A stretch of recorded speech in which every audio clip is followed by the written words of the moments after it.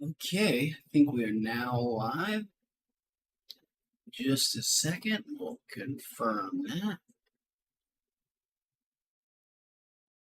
Looking good there.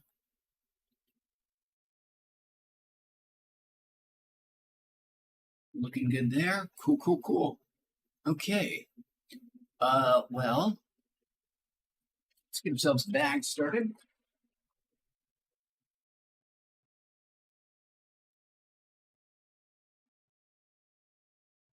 We'll play some Splatoon in just a moment.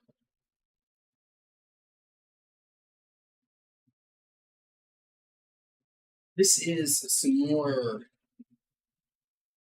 space-themed weed of some kind. I can't remember the exact strain, but pretend it has something to do with an extraterrestrial body, like a comet or an asteroid or a meteor or a meteorite. Start getting increasingly splitting small hairs there. Well, first bag. Next up on our agenda before we play Splatoon is passing out dog treats. They bother me a little bit less. I'm going to do that.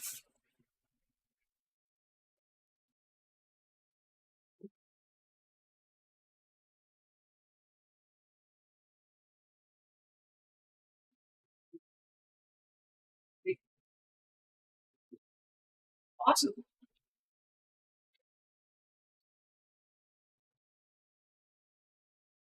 Now we can get started with some actual Splatoon. Let's be sure to switch over here. Neat. Well, don't look at my playtimes. That's going to be very embarrassing.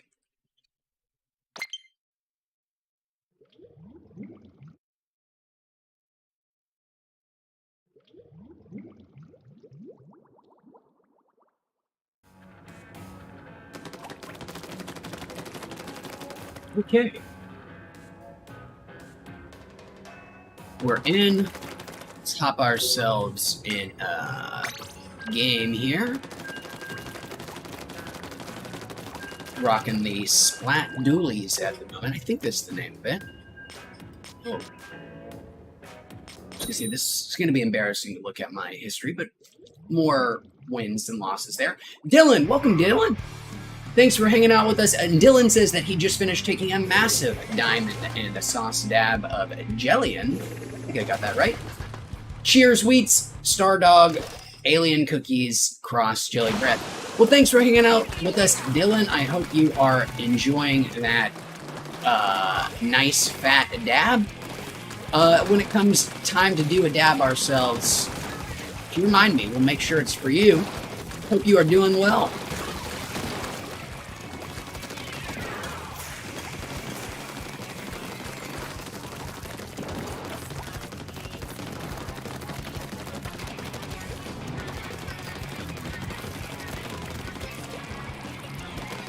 Slow start for me.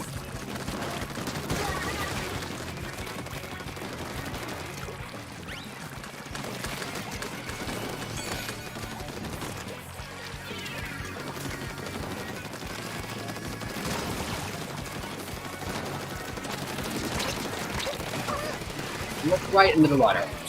Carl, good to see you, man. How are you, Carl? I am doing well.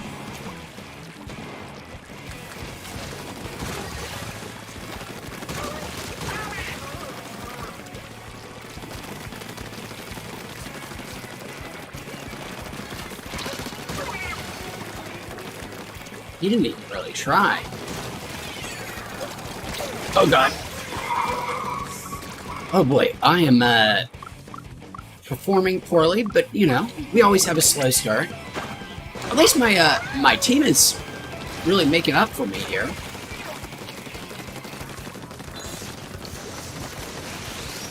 Oh, shit. It's the Hammer Man.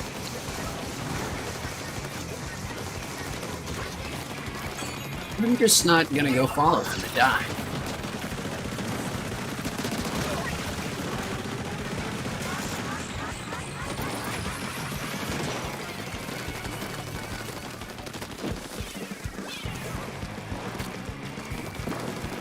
Easy.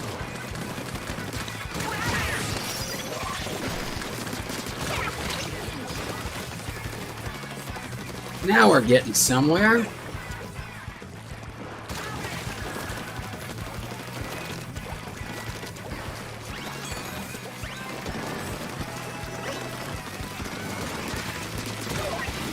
Or shadow falls, man.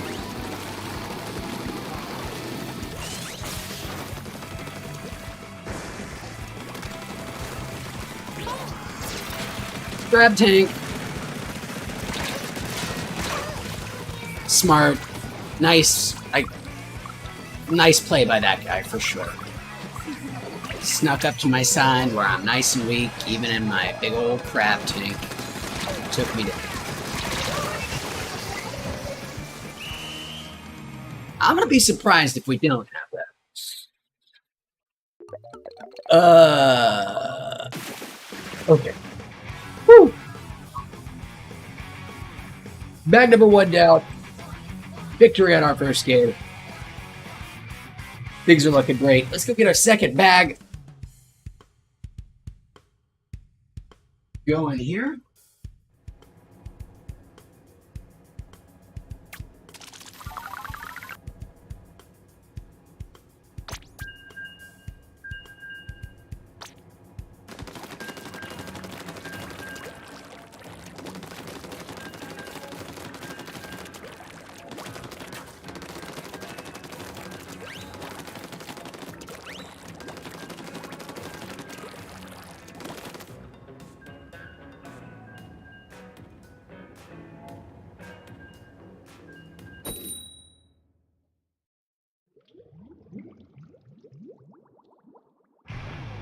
Game number 2.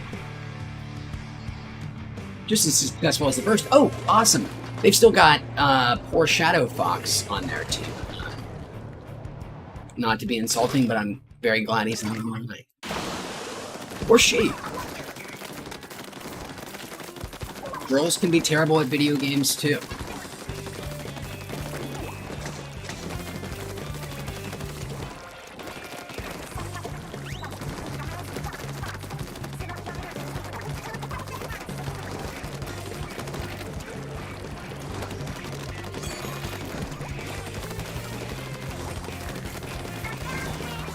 Got my crab tank ready.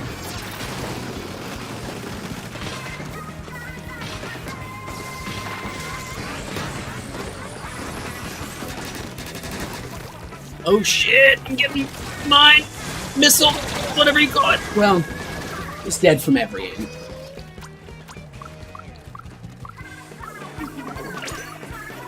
Even if I hadn't boxed myself into it, they would have come in to get me. Ooh, sorry, Quinta.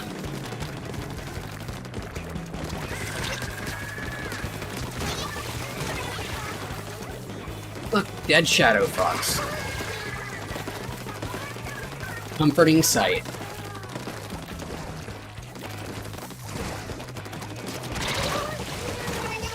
Ooh, Overkill hiding in the blue paint, waiting for his chance. Grovel, welcome in. How are you doing, Grovel?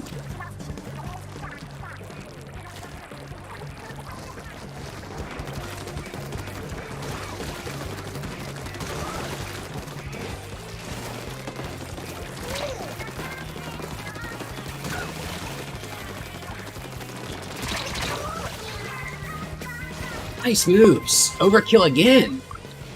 Using the starting weapon, I think. That's a talented little squid. Yes, by the way, Grovel, very observant. I switched back. Oh, holy hell. I switched back over to the Splat Dualies. Started using it yesterday. Just, you know, slowly getting my way around it, but having some fun with it.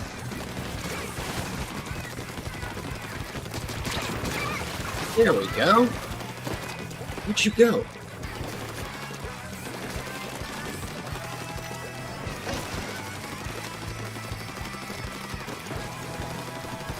Somebody hidden in there.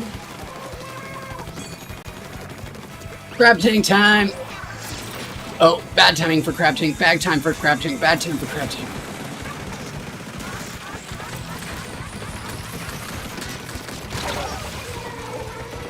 I bungled that one.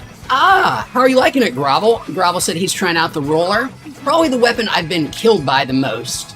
I'm just, I get paralyzed around it. I see the guys coming at me with their big old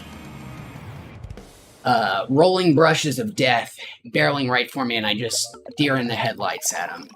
But yeah, it's a weapon I don't have a lot of success using, but people have a lot of success using on me.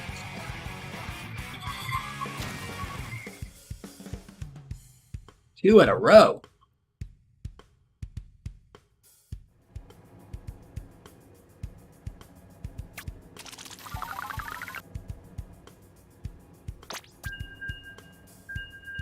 Well, it looks like we really won that one, all thanks to... That is one of the highest scores I have ever seen.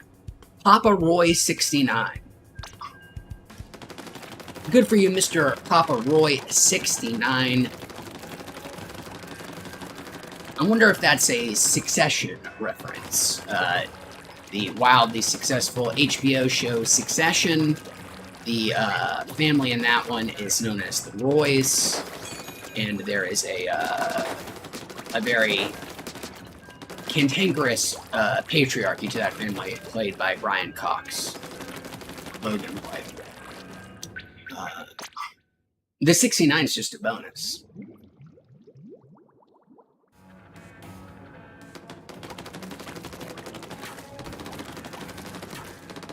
I like the roll, Grovel.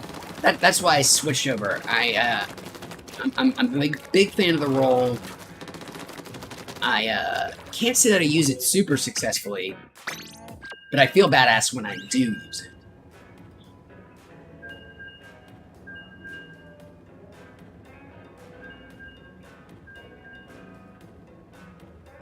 Two games, 2 bags, 2 victories.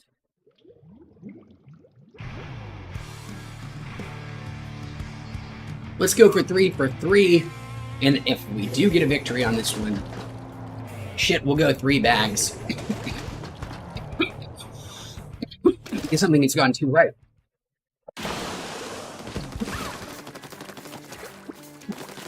Oh, I hope we still have, I still have Big Roy.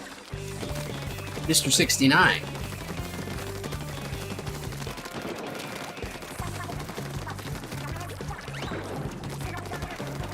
So I've seen Nintendo allows you to use both 69 and 420 in your nomenclature. Whatever that word is.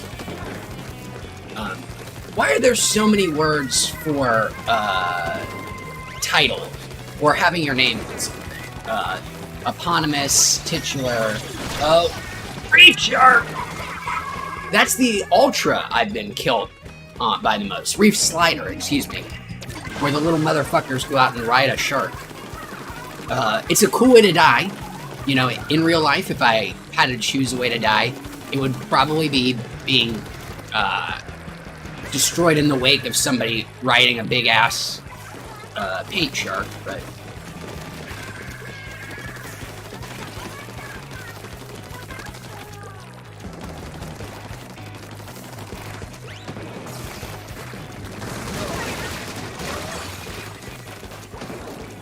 Now, Bravo, I just found this out, and I didn't find it out. My wife was the one who pointed it out to me, and I had never noticed. There are both squids and octopi in this game. They're not all just squid. They're octolings and squidlings, and you can tell by their little shapes at the top. I had somehow never noticed. The ones with the triangular tops are, of course, squid. And the ones rounded at the top are octopi. I don't understand how any of that works in the fiction of the game, as, of course, only squid are the only ones who use ink of any kind. An octopus, octopi, octopuses, octopodes, all acceptable, by the way. are not social creatures. They're very, very much more solitary. Most squids are solitary, maybe not in actual number, but in number of species.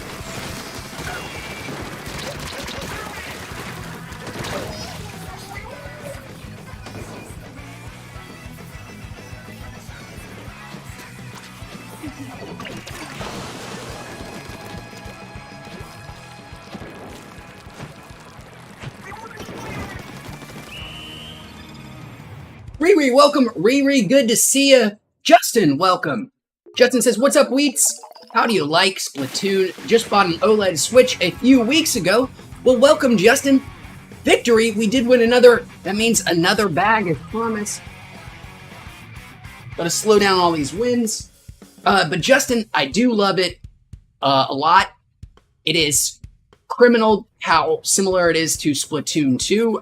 Nintendo really didn't do a whole lot, but Splatoon 2 is so great. It's not really a easy, it's pretty easy thing to forgive, but there's not a whole lot new here. But it's still great. And Justin, congrats on that OLED Switch. I also have one of those puppies. And Justin, I have an OLED Switch and a Steam Deck. I have an old Switch as well, the non-OLED version. And while the Steam Deck is superior to the Switch in every other way, it really makes me appreciate that OLED Switch's screen, which is just phenomenal. So much better than I would have guessed for a handheld. It's not just good because it's an OLED. It's actually a very good OLED screen. That thing is beautiful to look at. Splatoon 3 looks utterly amazing on it. Those colors look insane. And it makes me really want a Steam Deck with a much better screen. The resolution can stay the same. You can leave it at the 1280 by 800 or whatever. Just give me give me those organics in my vitamining diet. Well, Gravel, that's the thing where I said I panic at the Splat Roller guys. He was coming at me. I could have dodged, but I looked at the face of death and I said, I'm ready. Or,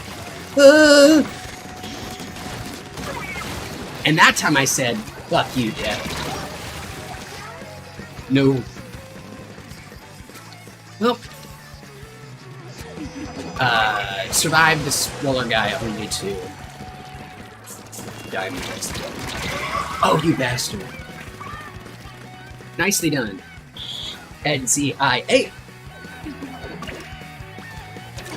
Riri says that he has a tattoo of an octopus. That is amazing, Riri. Are you a big fan of our mollusk cephalopod friends in the oceans? Our bizarrely intelligent, what else to describe them as?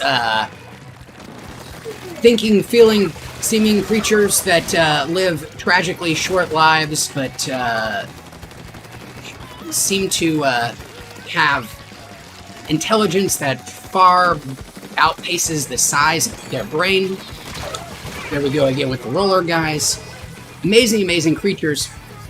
And Riri, I must recommend to you, and I'm trying not to spoil it too much because I'll talk about it a lot when I finish it.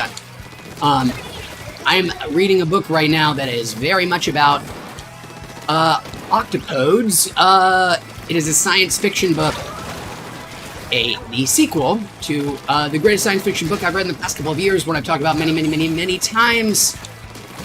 One about Children of Time is the name of that book. Sequel is Children of Ruin. And the elevator pitch is, what would, I got him inside his bubble shield, that's embarrassing. What would the world be like or what would a universe be like with animals on Earth that are given... Newt! No, sorry, my dog is flying. No. No. What it would be like if they are given human-like intelligence, social, both cognitive and social gifts, and the first book sort of explores that with, what are those, ported spiders, jumping spiders with big old eyes. And the second one explores that, what would it be like if you could basically distill down some, what makes humanness, meaning our cognitive and social gifts, our ability to work together, our abilities to problem solve, unlike any other species that we know of. But if you could somehow distill those things into a virus, and you could give it to other creatures, what might happen? First one looks at spiders, the second one looks at an even more alien creature, octopi. Octopuses. By the way, welcome, Dr. Smegma Jones. I wasn't even paying attention. Dr. SJ says there's a shop in Sherman Oaks called Off the Charts. FTP deal is 60% off. Holy hell. And welcome, Dr. SJ. I did just see your message. I don't know if any others have come through. That's the first I've seen. Welcome back. It's been a while. And that is an insane deal on your plug play. I hope you stocked up, and I hope you enjoy. Thanks for hanging out with us again.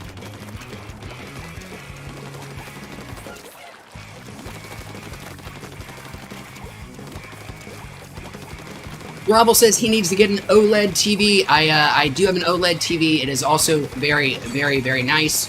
But I was gonna say, like, the only time I've really been able to appreciate just how vast the difference is with the Switch. That's not true. I mean, every time the first couple of times the iPhone moved to an OLED screen, there was a noticeable improvement over their LCDs they were using before. It's just the Switch is that much better than its predecessor. Wow, we cannot kill that guy, can we? Did we win or lose that last game? I have no idea. I totally forgot.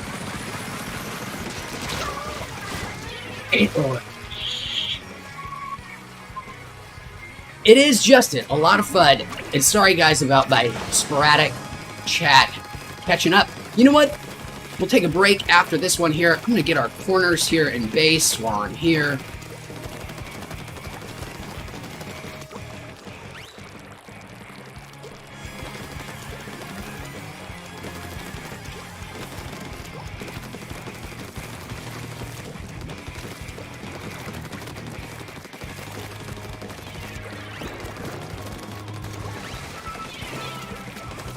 I'll protect you. That was a nice bump.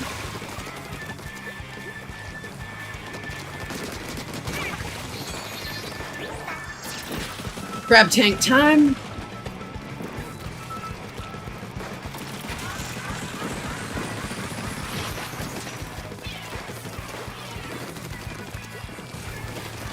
Not looking too good for purple at the moment.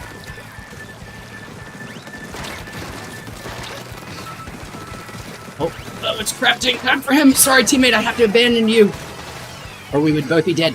Uh-oh, this is going to be an excellent time for purple to make all kinds of progress. Cal, hang in there. We're all going to be coming to you, I guarantee it.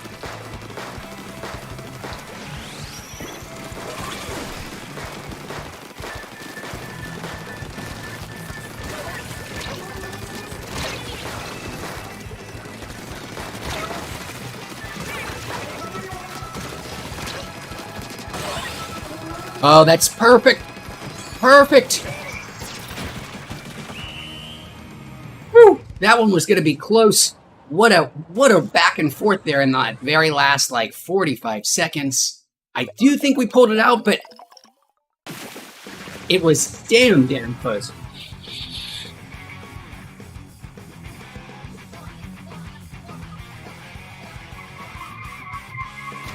Riri says that he has an entire underwater sea arm, and that some say that octopi are aliens too. Well, they're certainly so different to us in ways than any other terrestrial species that we should, it's fair to consider them alien. I mean, they're invertebrates. I mean, they are the smartest invertebrates by many measures. Creatures without spines. And again, bizarrely smart. Their brain is not that sophisticated, but they seem to be able to do things that, even with a brain that small, pull off all kinds of problem-solving abilities with creatures that have much larger, or many more neurons. Maybe that's probably a better way to describe potential intelligence. Is not the size of the brain, but the number of neurons. And of course, there are all kinds of fantastic, wonderful things that about their arms. That each of their arms is their own neural processing center. They think for themselves, not influenced by the octopus's brain. Excuse me. They have the abilities to make decisions, explore, investigate without any input from the octopus. But then can relay all that information back to the brain in the octopus to help it make decisions. How alien and foreign and weird and crazy is that? Like, I can't actually really conceive of what it would be like to be a creature that has limbs that do not operate under my control, but yet, still give me all of the sensory and data input that my own limbs would, and seem to, want to advance the cause of my being surviving, even if those things aren't fully aware that they are cooperating in a larger system. They're just fascinating creatures. And it's so criminally sad that they live such short, isolated lives.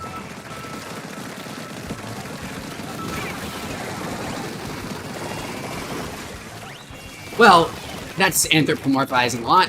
I'm sure it's a perfectly wonderful, great life for an octopus, but for somebody who, a species that loves to make connections and think that everything is like us, because how could we really not? It's easy to say it's sad because we think a short life in solitude is sad. I'm sure octopodes don't give a shit. No. Dumb on my part. Well, perfect. We're gonna have our first loss, or maybe second. I can't remember if we lost that other one. Perfect time to take a break. I don't know how I thought that was gonna go any better.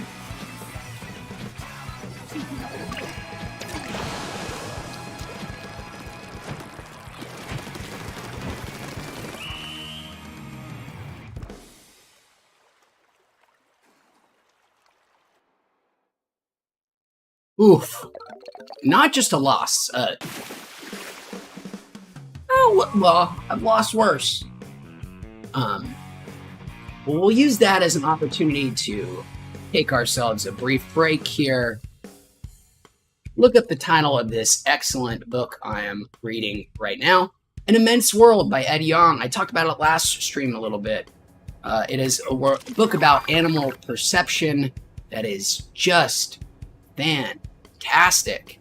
It is a book that explores just how different it is to be an animal than it is to be a human. Not just in the cognitive ways, but the literal ways that they experience the world. And the book introduced this fantastic term to me called Umwelt, which is basically your perceptual awareness. It's a German word. And it is the bubble in which that you live and experience things. But it is not the entire spectrum of experiences or sensations or feelings that no single creature can tap into the whole thing. You only can ever experience a tiny, tiny, tiny fragment of the whole Umwelt perceptual experience, and you are sort of defined by your senses, trapped by them, and you can never really understand what it's like to be another creature because their senses are so vastly different than ours that the idea of even trying to contemplate what it would be like is impossible. Great writing. As a guy who was like a animal nut growing up, so many things in there that I have about very common, very well-studied animals that I've never heard of, or recontextualizing how I understood animal senses already. Wonderful book, Ed Young, An Immense World, and talks a lot about what we were just talking about, and how octopodes must perceive a world without having limbs that are under their control. What would that be like? How could that even be? Anyways, that's enough rambling. Let's switch over our camera. That's just something I do. And go do a small dab, which I promised for our friend Dylan. Dylan, if you're out there, this first dab is going to be for you. And then I'm going to take a nice little break from the weed for a bit because I am already way too high. And I have a dab to do. We've got some lava ice, which is an interesting strain name.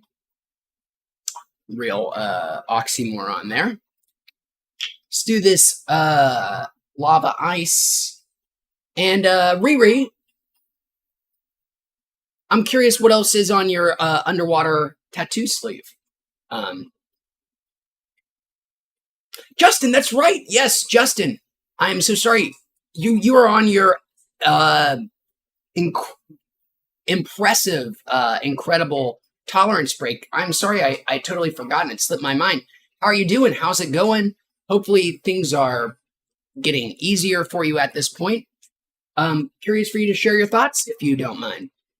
And look who's back. The Planners guy. Our favorite deceased mascot. Welcome back. So glad you're here.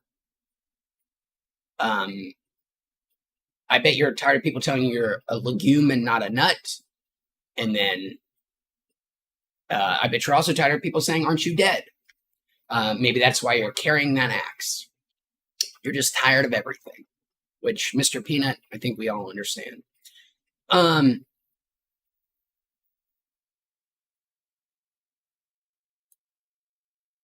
Dab time.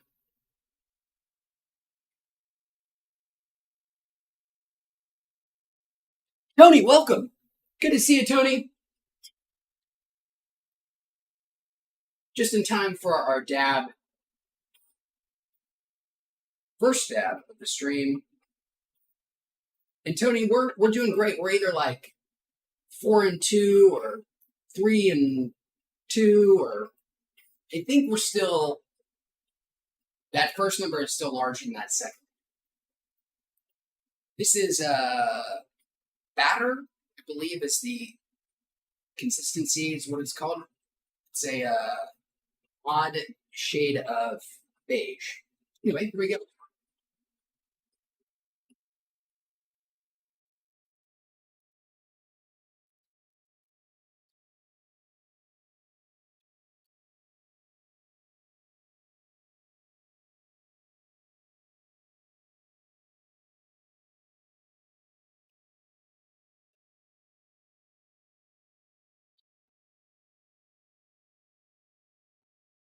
First it goes on hot, then it comes out cold. Lava ice.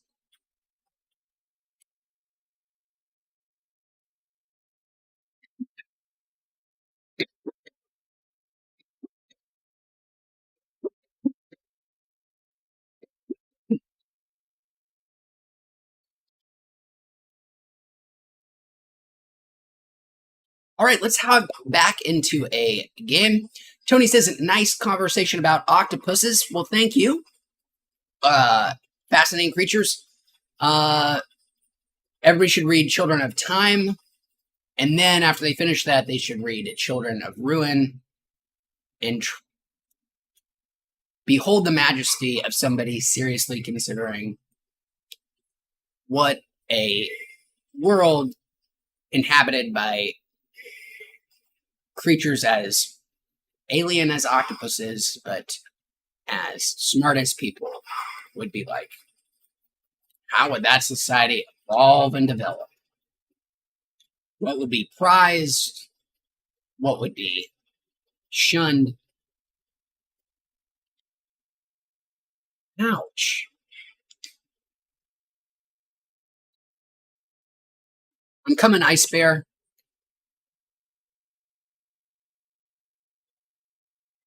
Not your fault, Ice Bear. Ooh, not a good start.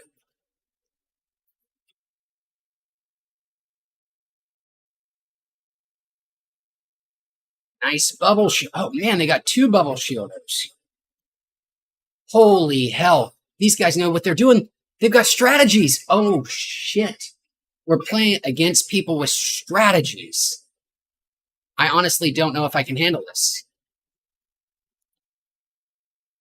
I flounder against the people who,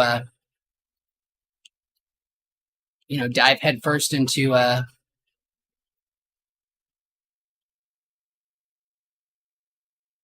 important suicidal actions. How am I supposed to compete against people who think about things? That was a sick move. The dude put a bubble shield up at our, a choke point, and then hid inside that bubble shield, waited for people who had to pass through it, popped out of squid form, roared them up. Impressive. Spicy tuna. Big T. I'm letting my tea down here. Oh god, I'm gonna be dead as soon as I land. Oh, good thing guys, oh my god, I forgot to switch the screen over. Thank you for letting me know. I'm so glad I hadn't had it on. Now that I've got it back on, boy, you're gonna see. This is gonna be the thing that turns it around for us.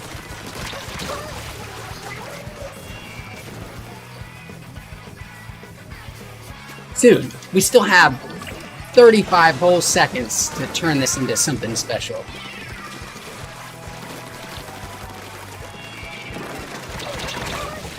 Fuck that little thing.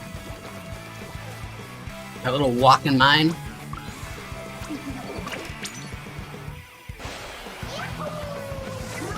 Oh, this is gonna be death.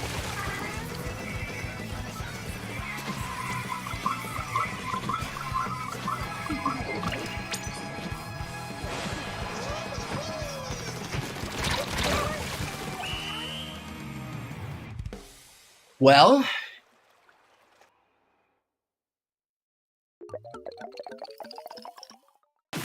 not great. And I do think that was largely my fault on that one. My bad, team. They all can't be winners.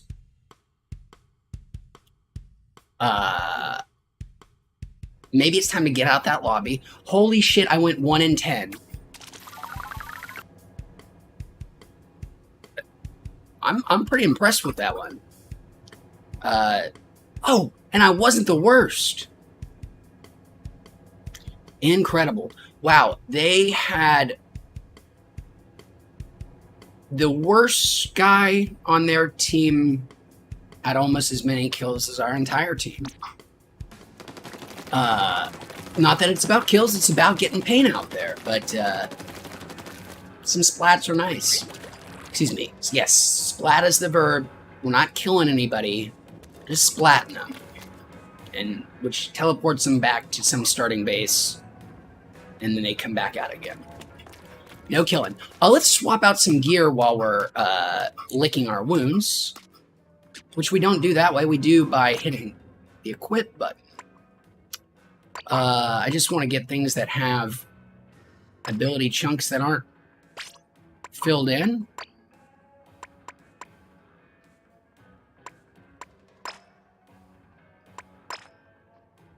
Those are some sweet kicks.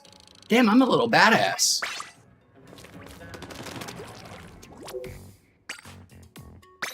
Okay, here we go, guys.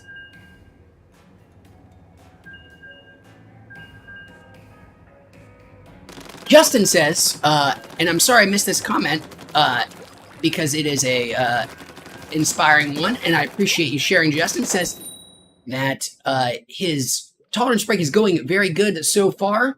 He uses cannabis for insomnia, depression, and PTSD, as many folks do. Many people get a lot of benefit out of it for those reasons. Glad it seemed to help you as well, Justin, for a while. He also says that now, without it, it can be a challenge, raw dogging life, which is a wonderful phrase. But he really wants to prove that he can do it. Justin, I know you can, man. I wish you the best of luck, but not that you need it, because I am certain you can pull it off.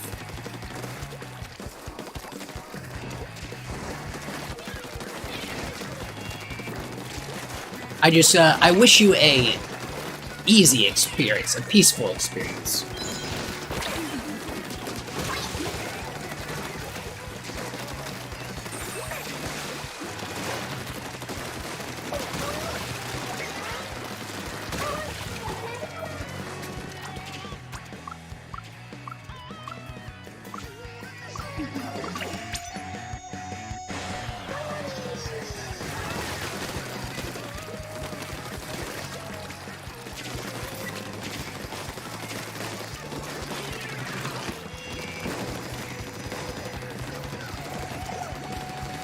Oh, I just saw 4 squid jump in the drink.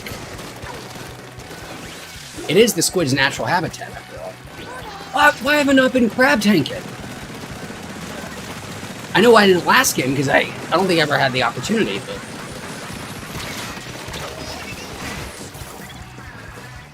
Death from above. Thank you, teammates. You really saving me an ass here. Maybe this is the time to switch guns after this game. Oh, lucky.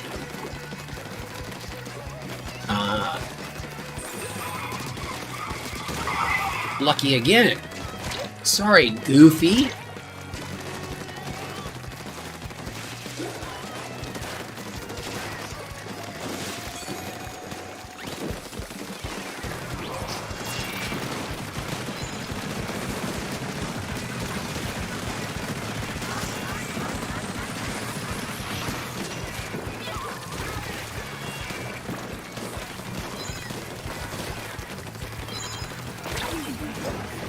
Shit.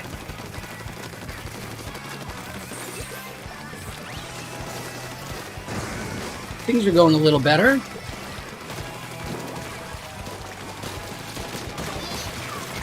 What's a brush? Panicked. Get it, Razor. I better not spawn to Razor, though, because Razor's probably gonna die. And they're gonna kill me after they kill Razor.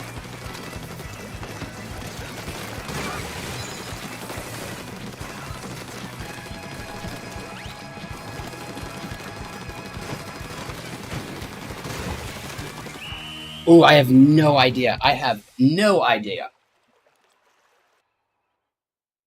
Riri says he likes the satisfaction of completing something for yourself. It always feels good. You know, totally agree. 100% agree. And I always like it when people try to make radical changes in their lives. Anytime somebody wants to change something up drastically, I always think that's a good thing. We often get very complacent, stayed in our everyday lives, and most people find big changes that are not inspired by trauma, a death in the family or something, God forbid, but those made by personal choice usually are very positive for people. And so I couldn't be happier for you, Justin. I couldn't wish you more luck, even, again, the saying, confident you don't need such things.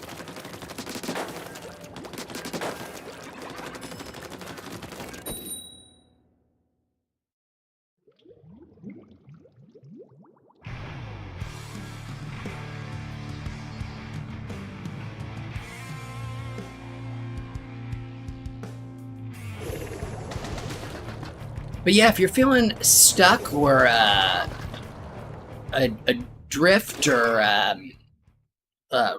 rudderless or whatever, choose your synonym. Just try doing, to the best of your resources, some of these things, seem awfully privileged. Just try changing something up drastically, as best as you can without fucking things up as much as you can, Quit a job, move from your city,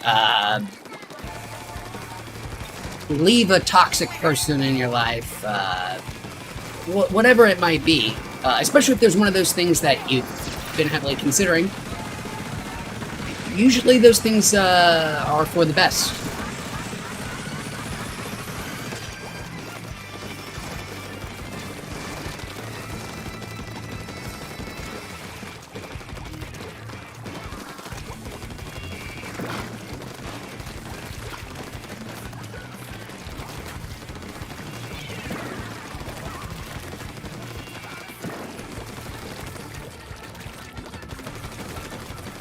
Not looking good for yellow.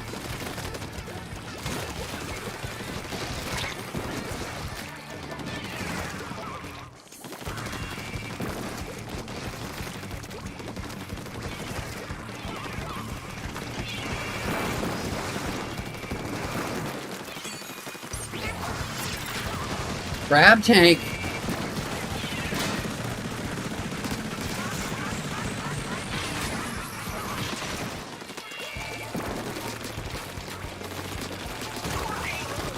Finally got one of them. Somebody got me behind, but I took down a splat guy without him killing me too. It's a moral victory. Splatted a splat roller guy. Get your verbs right.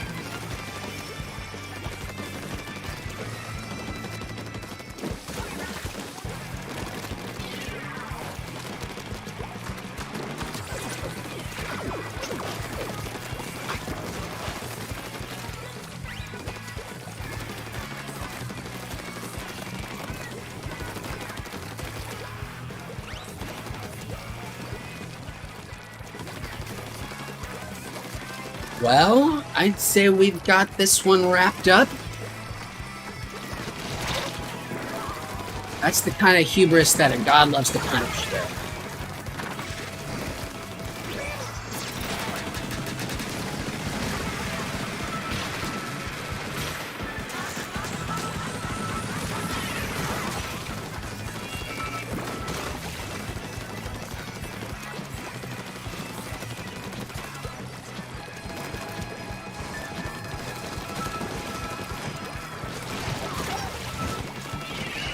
I got to imagine they had somebody not playing on their team. OJ Simp, welcome back, OJ. It's been a long time.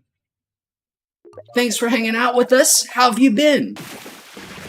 We've been playing a lot of Splatoon in addition to getting high. Speaking of, here we go with this way too much success stuff. Time for another bag.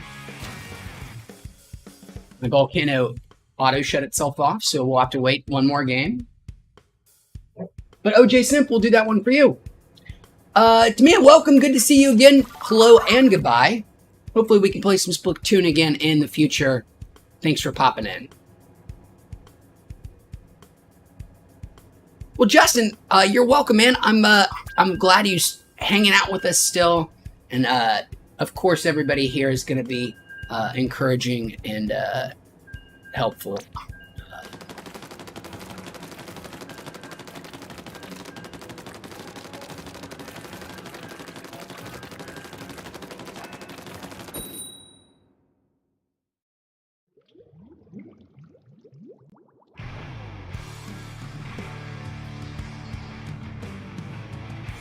All right.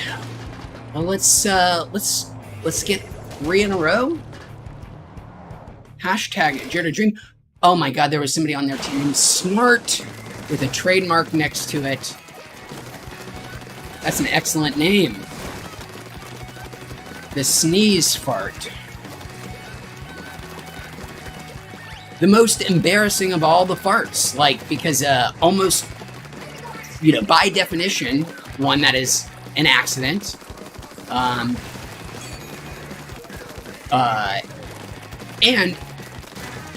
seems to only really ever come out in the presence of others. Maybe it has something to do with your, like, trying to conceal the sneeze, puts the pressure on the valves. Either way, snarts. Funny. I think I mean, of course, talking about shit and acting would be in the Venn diagram. In movies, of course, would be in the Venn diagram and things to talk about in lead streams. So it wouldn't be that surprising that we had this conversation before. But I do think that the person who added, and we can get an etymologist out here to prove this one way or the other.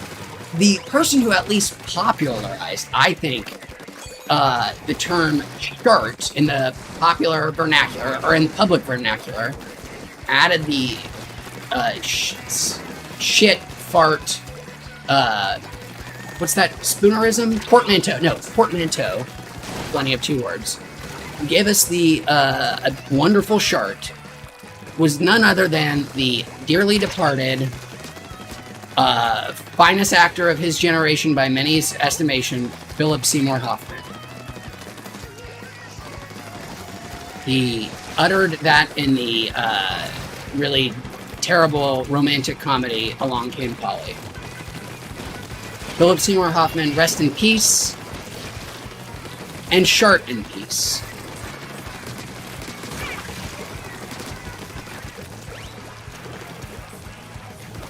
That little guy is just having a blast running around. His little brush. Get away from me, Red Shark! Hang in there, Maguma. I'm coming to you, Maguma. He just killed a wildfin.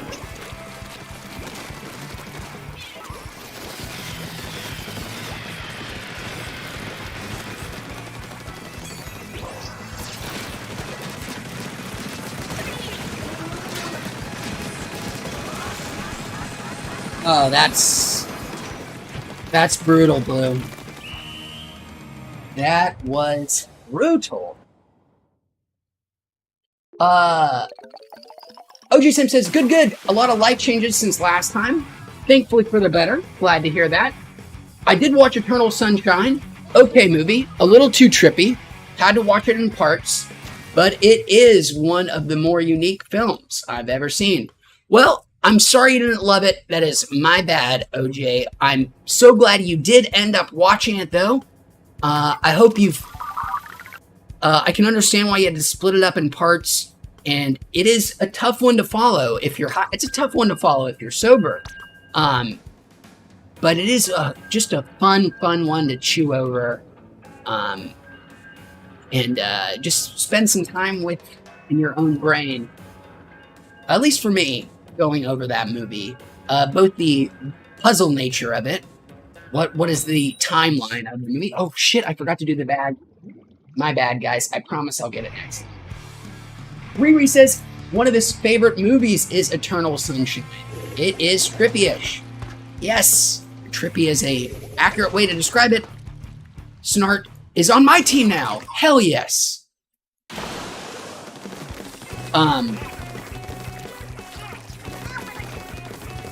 Eternal Sunshine of the Spotless Mind, though, as much as I do love it, and I love it a lot, I got a chance to actually see it in theaters again this year, randomly, and it was so incredible to get to do it.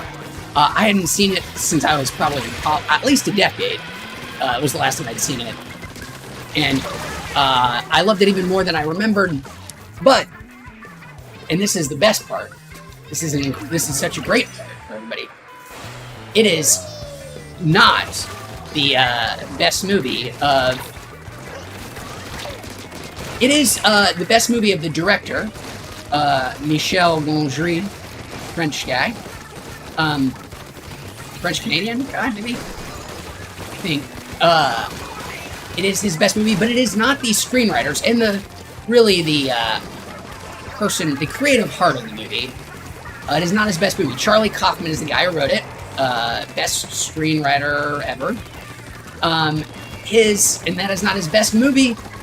His best movie and the second best movie ever made is a movie called Adaptation. And if you thought Eternal Sunshine is trippy, oh boy. Now, I should have used my crab king. Adaptation, I should also explain briefly, is less trippy in terms of like structure. It's a very much more traditionally structured movie than Eternal Sunshine, but it is just as much of a mindfuck, even if the plot is easy to follow. The mindfuck is all in the trickery and playfulness of a guy writing a screenplay.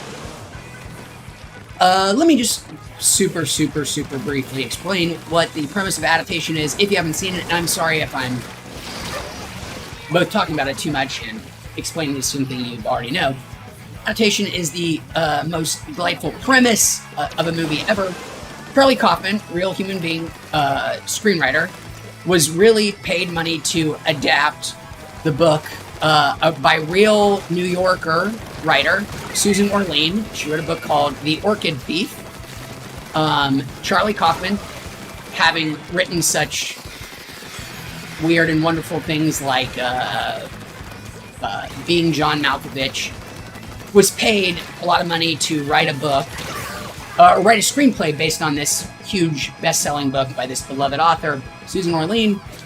And Charlie Kaufman is this intensely neurotic, weird guy that you would imagine would write something like Eternal Sunshine, and he can't do it.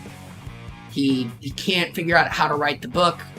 He just finds it impossible to do. He finds the task kind of inane and stupid.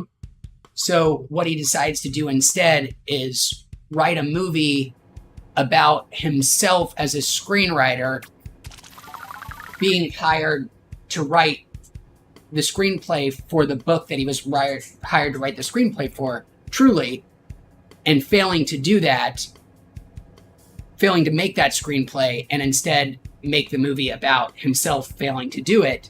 But he also realizes that that would be a shitty movie, and nobody wants to watch a shitty movie. Everybody wants to watch cool action movies with cool set pieces. So maybe that's what the movie should be. And he also invents a twin. Nicolas Cage plays Charlie Kaufman. He plays the actual human Charlie Kaufman in his movie about himself. And Nicolas Cage also plays Charlie Kaufman's non-existent twin. He plays both roles in the movie. Charlie Kaufman doesn't really have a twin, but in the movie version of his own life, he does. It is truly amazing.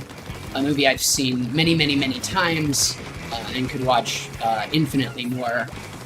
A thing I talk about often, one of the incredible premise and perfect execution on an incredible premise. Both games. It's got it all.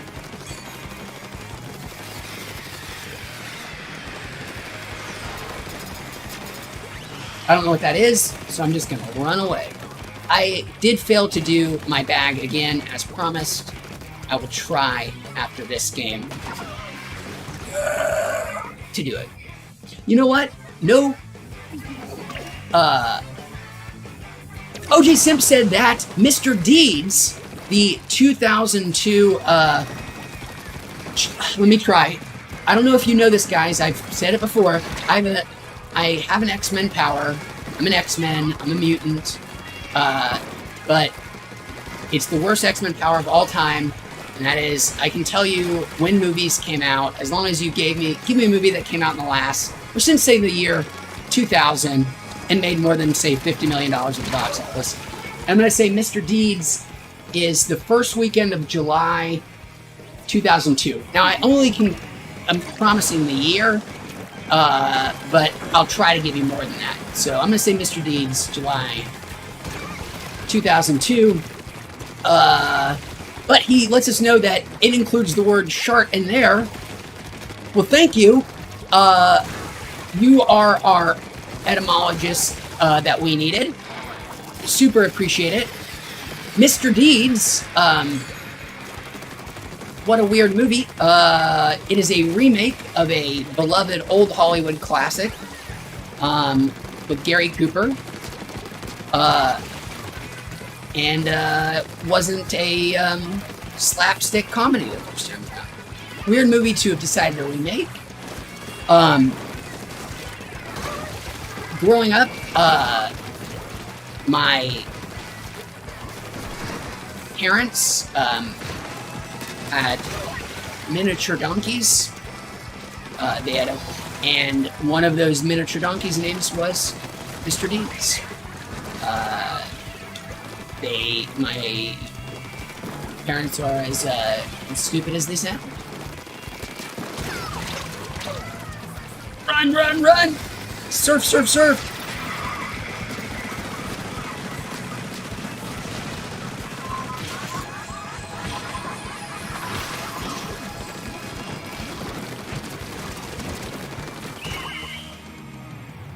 Well, there we go.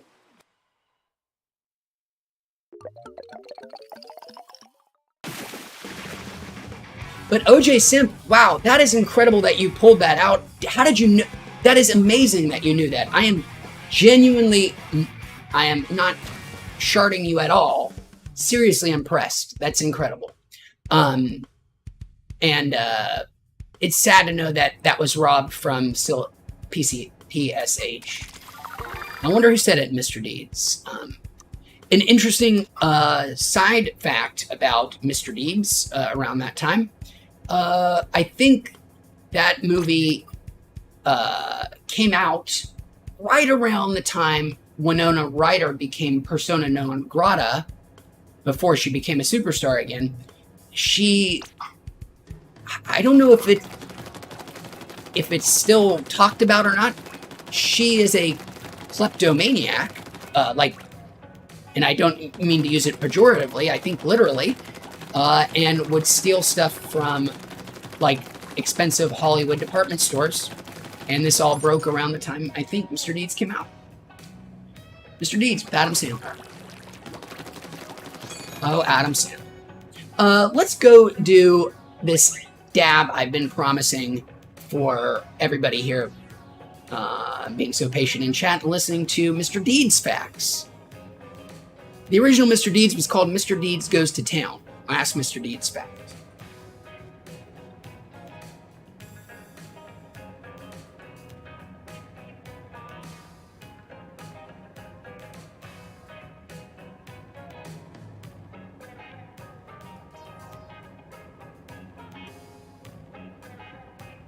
Here we go. Here's our dab.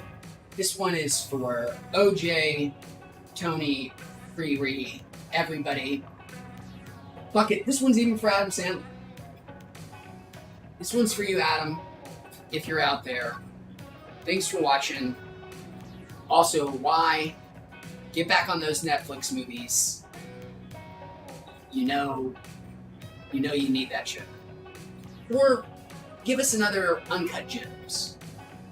And if not Uncut Gems, at least another spam push. I forgot to switch my camera.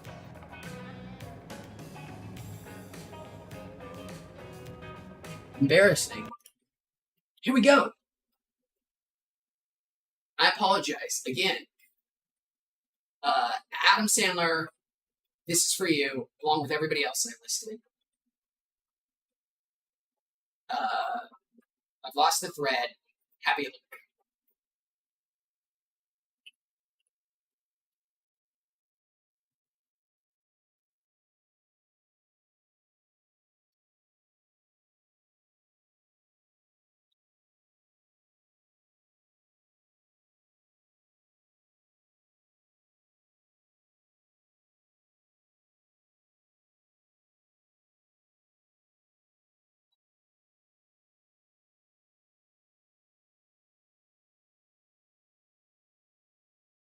All right. OJ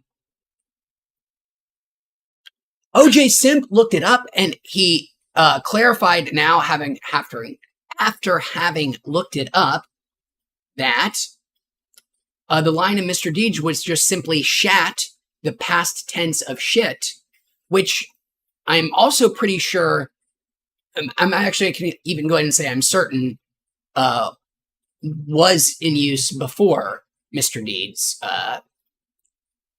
They've been shatting in the Middle Ages.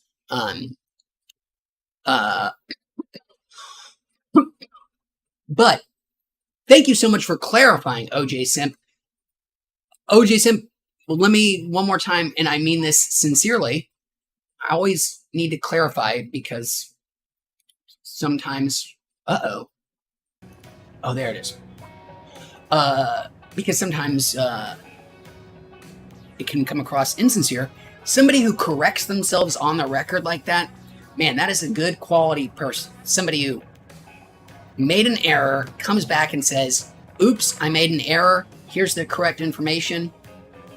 Miss OJ, if more, I can't believe I'm going to say this, but if more people could be like OJ Simp, the world would be a vastly improved place.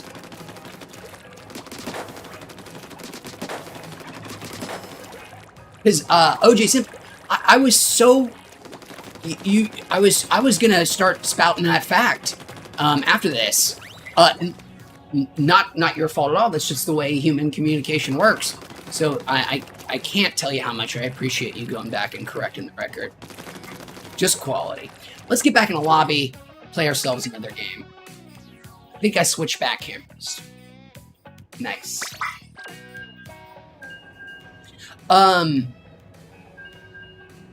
Justin says, I have heterochromia in my hair, so technically I could qualify as an X-Men. Heterochromia meaning you've got, you've different color hair. You're... I think I mean, I'm just going off the roots, hetero and chromia. But I've definitely heard that before as a description. But I'm so sorry, I do not know right off the top of my head or what exactly it means. But I'm so curious, if you don't mind sharing, Justin.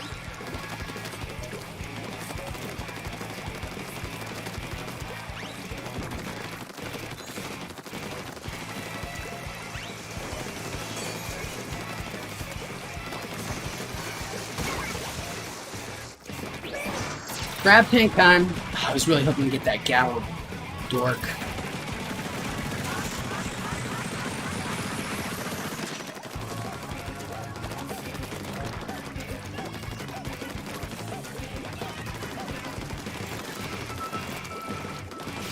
Come on out here, ass teal.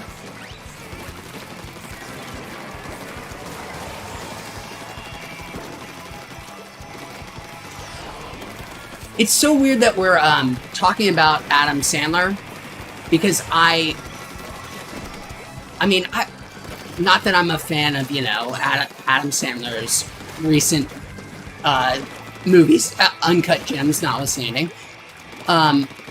You know, he's just such a cultural force that it would be very cool to spot him somewhere. Just to be like, oh my god, I've seen Adam Sandler. And, you know, tell people that you've done that. And I almost had that. Well, I think you could see I even botched the opportunity last week.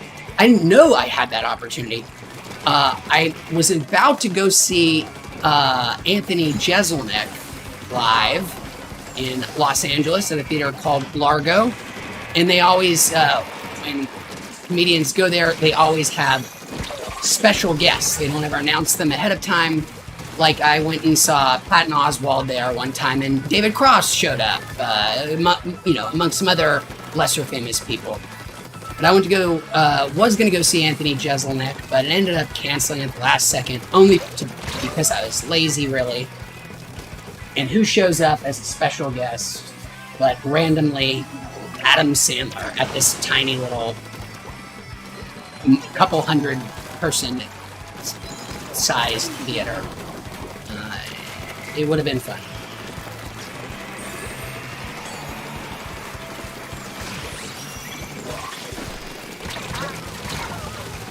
Woof. I'm sorry, Pink Team. This is this feels a little bit on me here.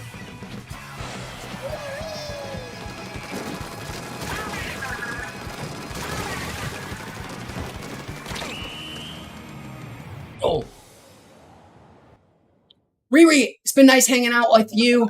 Thanks for chilling with us. Hope to catch you again in the future.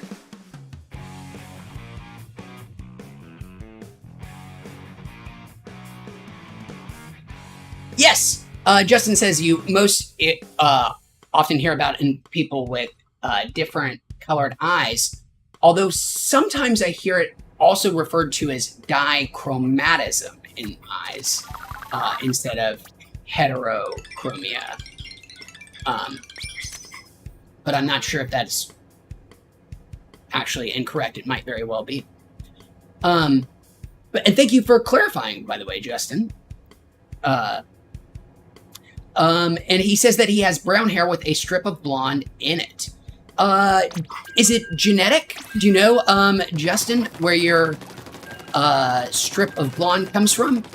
I know with some people, I'm pretty sure this is true. I hope I'm not actually spreading misinformation. I think sometimes it does come from physical trauma, like actually getting hit very hard on the head at some point can damage those nerves or whatever. I mean, other times I assume it's totally just genetic, just a weird little mutation, but curious if you know the origins of yours and also more about it generally.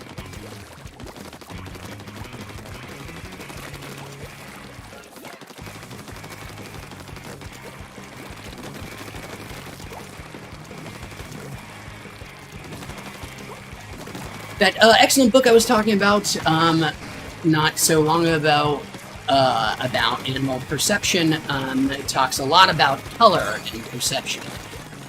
A lot about excellent stuff about animals and their perceptions of color, amongst, of course, all kinds of things about animals and sight, using vision, but really digging in on the differences between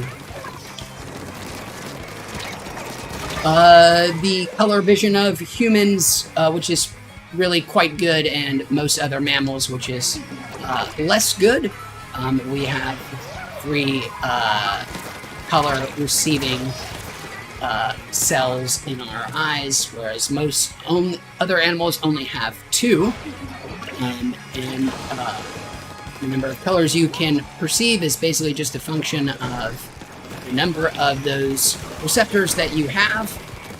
And there are animals with more than 3. The most famous being the mantis shrimp, which has 5, which means theoretically it could see some quintillion number of colors, some vast number of colors beyond us. As a matter of fact, that's how it's often reported as, is there's this shrimp out here, the mantis shrimp, which can see colors that no human can ever, that no human can even conceive of.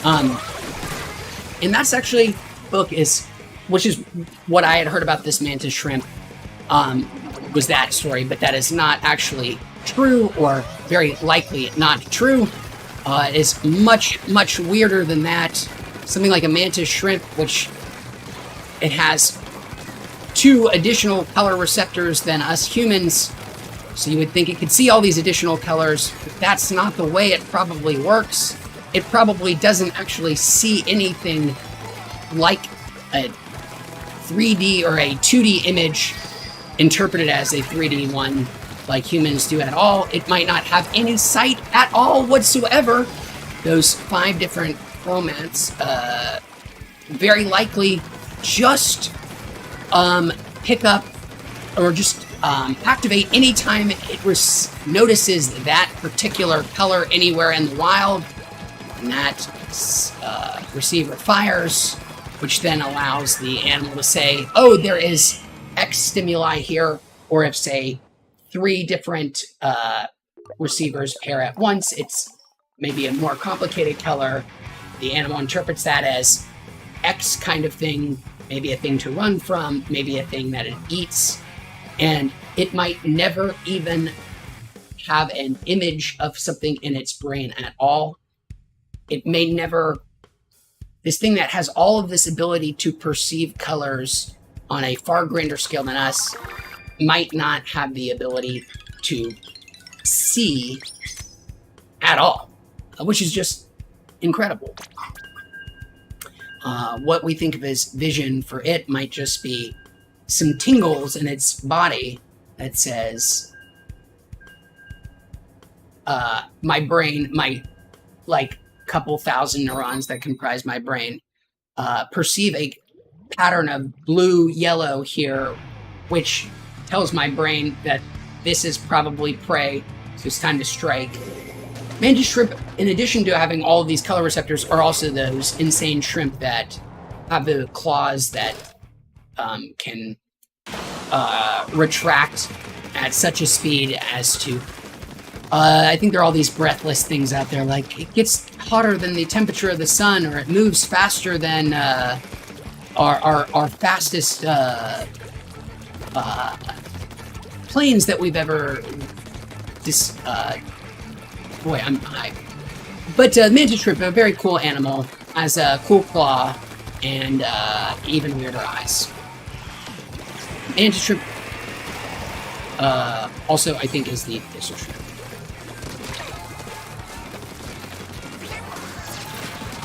Anyways, reef shark.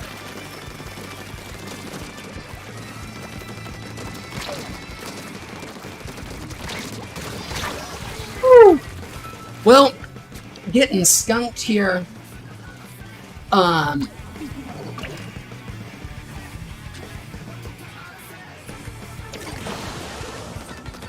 Oh, OJ, sorry I missed your question. I am not a fan of wrestling. No disrespect towards wrestling. Just never got into it myself, but I know the diehards. I know a couple of diehards. So I'm curious, what is the white rabbit stuff?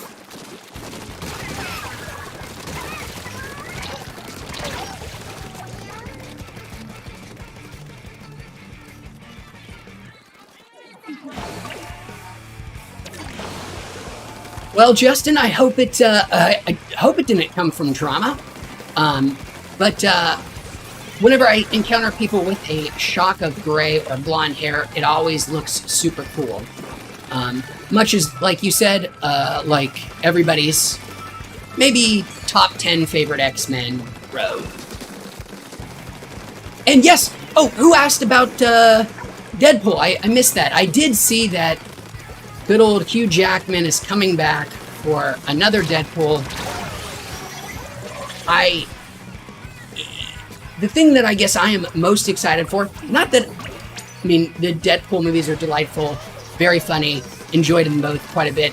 the thing that I am most curious about, most excited for, is what the fuck this means for Disney.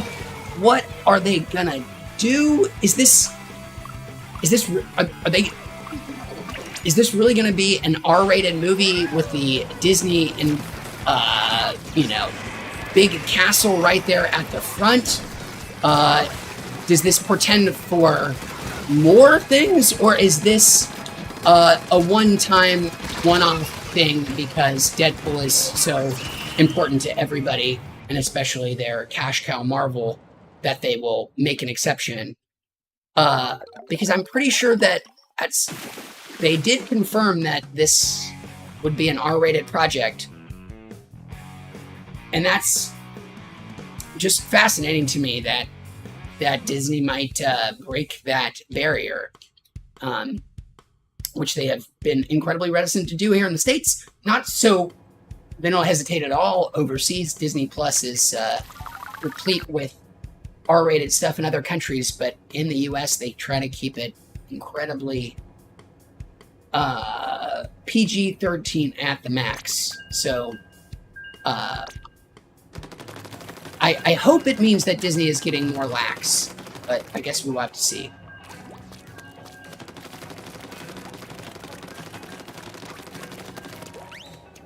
Okay. Whoops. Well, I hope I didn't destroy our bag here. Might have hit our email.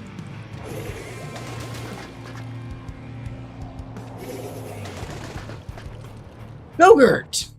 Everybody's favorite dairy product that comes in a plastic tube. Sorry, Canadians, in your bagged milk.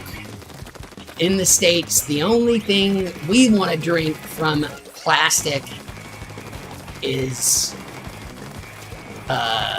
yogurt flavored like candy.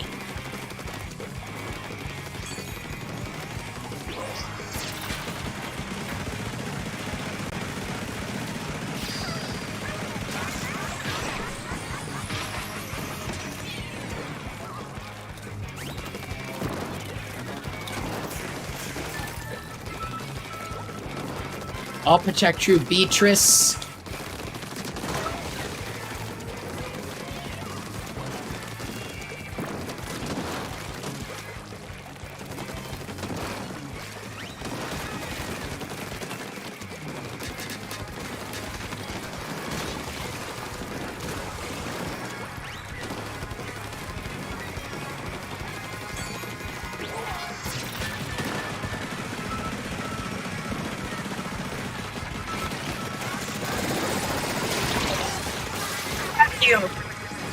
That thing is... Oh, well, that's not what I got killed by.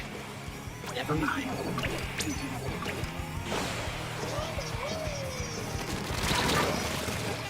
Justin says they do have... Yes, you are correct. They do have it up on Disney Plus, the R-rated version. What is very weird, totally forgotten, was almost a year after the original Deadpool came out, around Christmas time, Deadpool was such a cultural phenomenon. I mean, and such a hit with kids. I think it was around Christmas time. I've never actually seen it myself. I don't know how good or bad it's supposed to be.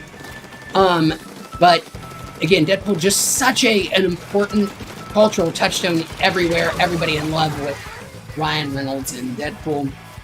That they did. Fox, I guess, who had the terrible time for that. Who had the rights at the time, did the unprecedented thing of re-releasing the movie many months later in theaters, which is not unprecedented, but instead editing the movie substantially and editing it to a PG-13 rating, but then making that kind of in movie fiction part of like the canon. Like Deadpool comments maybe on the edited version and makes jokes about the fact that he is in a now PG-13 version. I think this is true. I'm not hallucinating all of this. But maybe they will do an experiment like that again.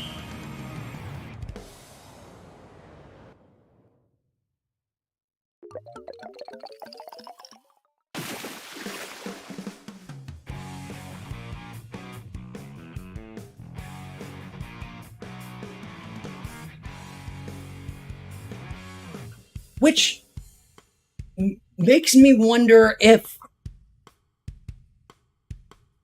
they would be so bold as to try to release it as a Disney Plus exclusive.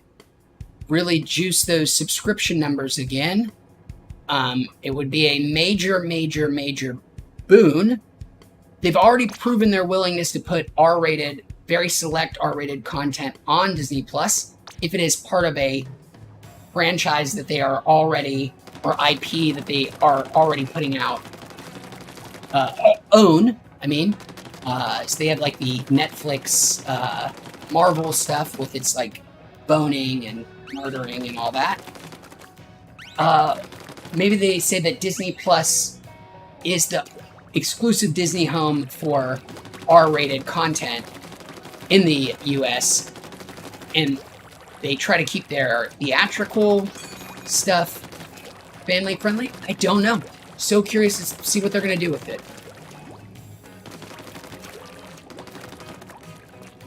Justin, yes, I do remember the Bart Simpson getting naked controversy.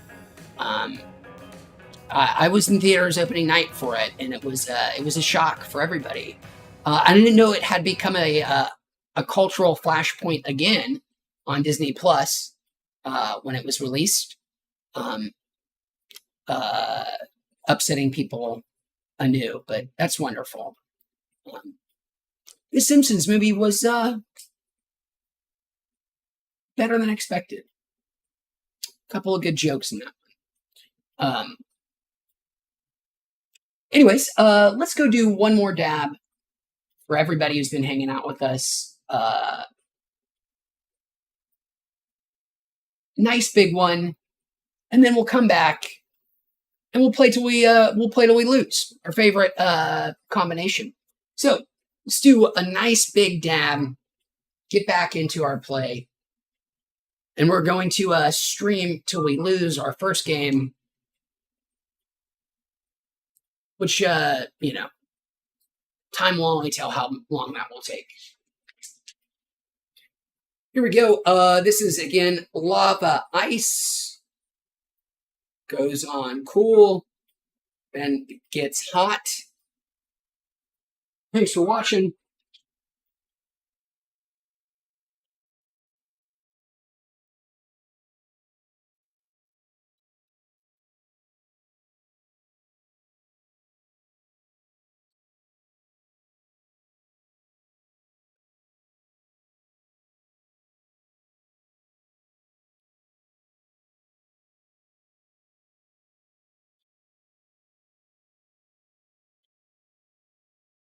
Ooh, almost forgot to clean it.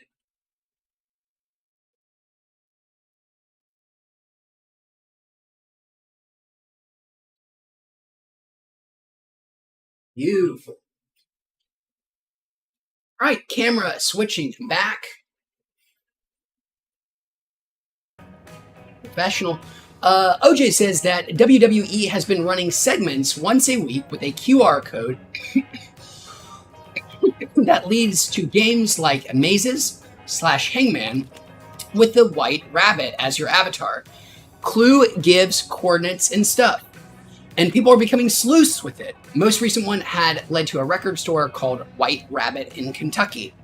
When you call, the clerk will say, "Feed your head," in reference to. So they are doing it.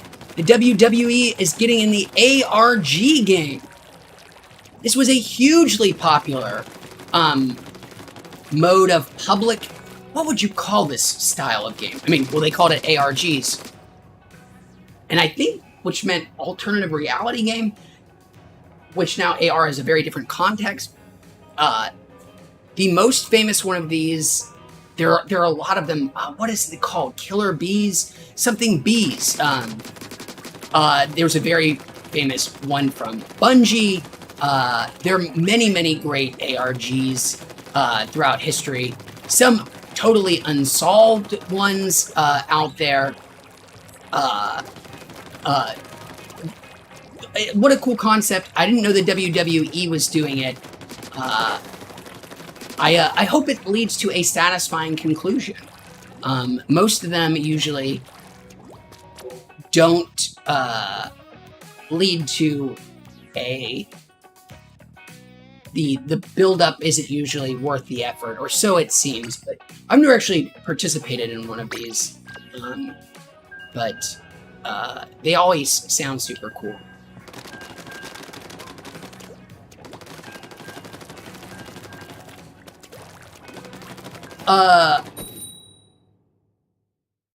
OG also continues with what they were doing. The White Rabbit, obviously in reference to the very famous Jefferson Starship song, and of course, you know, which is also in reference to Alice in Wonderland. That's where we get the phrase "down the rabbit hole." Used frequently and prominently in The Matrix. Follow the rabbit. But given to us by Lewis Carroll. A weird character in history. Alice in Wonderland writer. A man very famous with psychedelic culture for many, many reasons. But he himself was very, very anti-drug. Completely, probably would be scandalized to know his cultural associations. I've talked about it in the past. I have the syndrome which bears his name, or used to have it, I guess. Lewis Carroll syndrome. Cool little thing. But that sounds so neat. OJ speculates that... Oh, also that everybody's speculating that this is about the return of a popular character called The Fiend. Seems like a good guy to bring back for around Halloween time. He was a horror-themed character, as he says. And he is hoping that WWE is poised to become the cultural phenomenon it once was. Again, now that the writing is better, and presumably racist, sexist, piece of shit guy is gone. Vince... I mean, I don't keep up with wrestling, but I know of Vince McMahon. He did eventually get forced out or whatever, right? One too many clandestine affairs and secret lawsuits and all that other stuff. I hope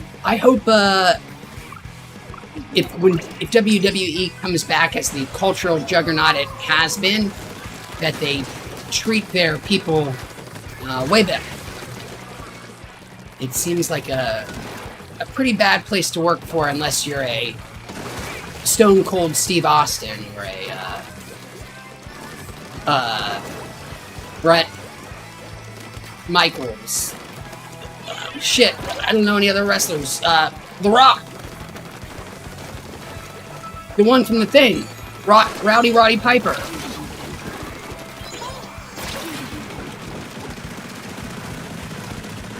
We got this blue team. Orange team. We're orange team. We don't got this blue team. Blue team, you don't have this. Well, at least I made him waste some time.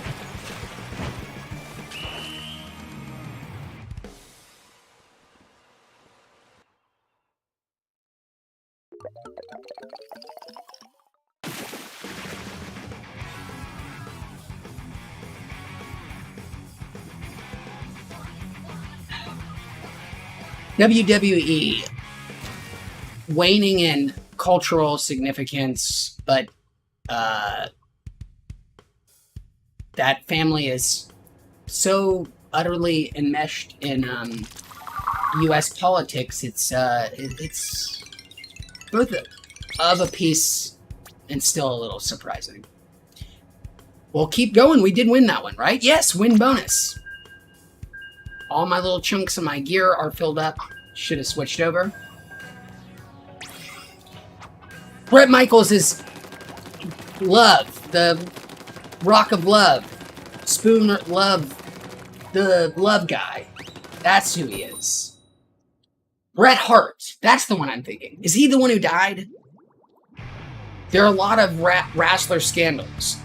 There's the one who died from falling. There's the one who killed his family because he probably had traumatic chronic encephalop, whatever the man, I used to write about this. I can't remember the what all of the words in the acronym stand for. The degenerative brain disease caused by many concussions and repetitive traumas to the brains, brain, singular, that football players are notorious for getting, but very clear many wrestlers are afflicted with it too. A horrible, horrible, horrible, horrible thing. You literally have holes in your brain.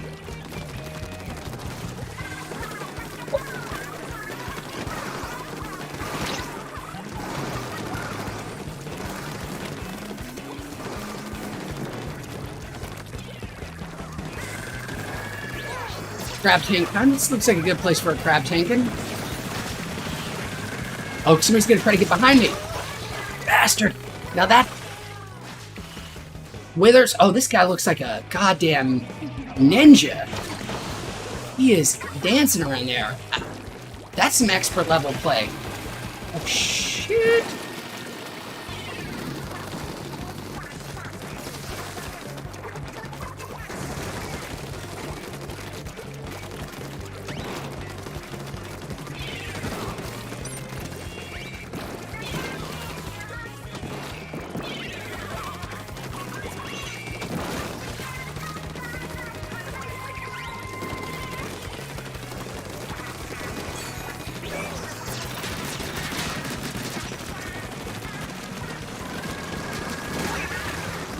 Where'd my crab tank? I guess it got destroyed that quickly. Bye, crab tank. Both of our crab tanks did.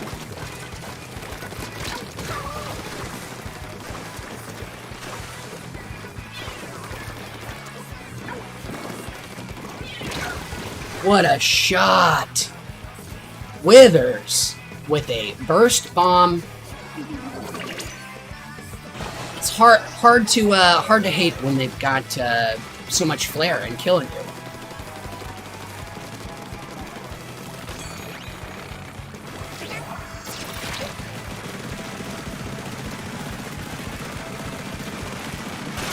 He's trying to get behind me!